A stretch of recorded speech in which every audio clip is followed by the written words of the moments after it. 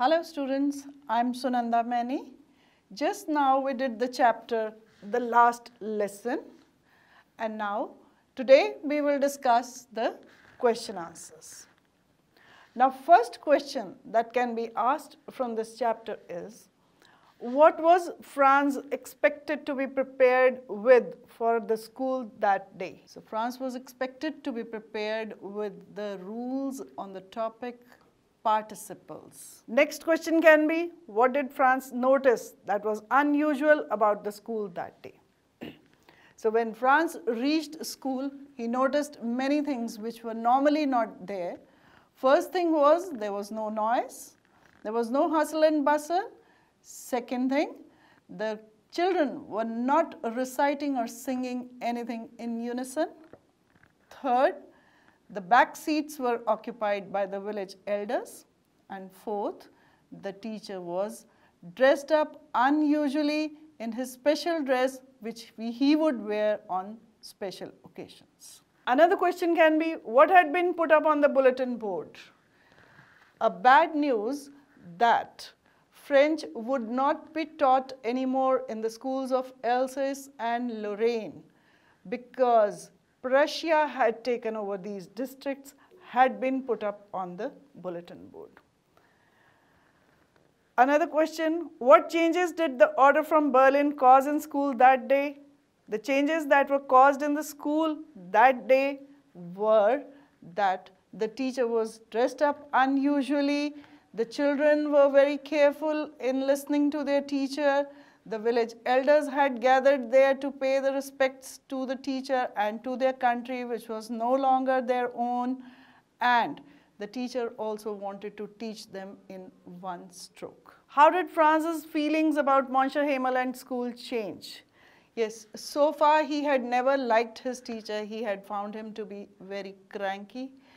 He had shirked going to the school because he was not prepared with his lesson. But suddenly when he learnt that he would not be taught that language anymore, his feelings towards his school as well as his teacher changed. Because now he wanted to learn everything from the teacher. He wanted to learn his own language. He started loving his language. Books no longer seemed heavy to him, and the teacher no longer appeared cranky to him. Now, the people in this story suddenly realized how precious their language is to them. What shows you this? Why does this happen? Now, people suddenly realized that their language was very precious to them because they learned that they could not learn the language anymore. It would not be taught there anymore. What shows you this? It is shown by the fact that the teacher also wanted to teach them everything in his best possible way, and people also were paying full attention to what the teacher was saying. Franz thinks, will they make them sing in German, even the pigeons? What could this mean? It could mean that anybody can capture forcibly, physically. They can capture the bodies of people by force, but they cannot force them to love a certain thing which is not theirs. That means you cannot rule the heart by force. You can only rule someone physically. You can only control the bodies of people, but you cannot control the minds and thinking of people.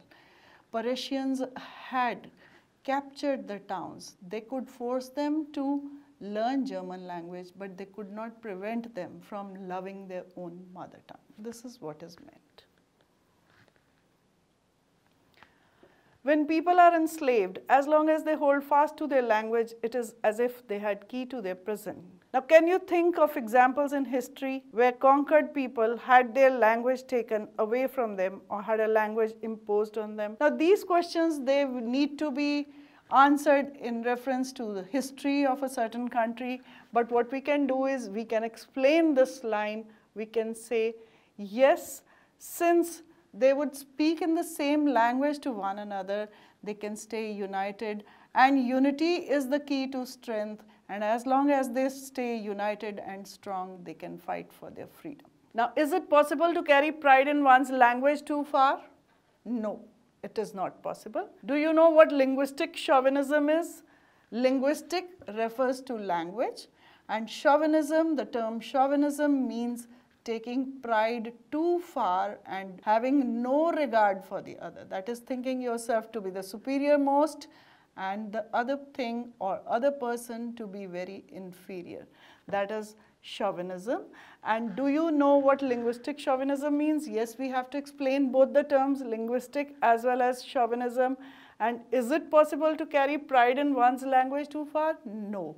And that can be justified from the fact that yes, the Germans had taken over and they had forced the people to learn the language German and prevented them from learning their own mother tongue. But yes, that could not carry on very far because people were in love with their own language and they would not stop speaking to one another in French, and that would keep them united and they could fight for their freedom. These are the possible questions which can be asked from the chapter. Please read the chapter thoroughly and be prepared. Thank you.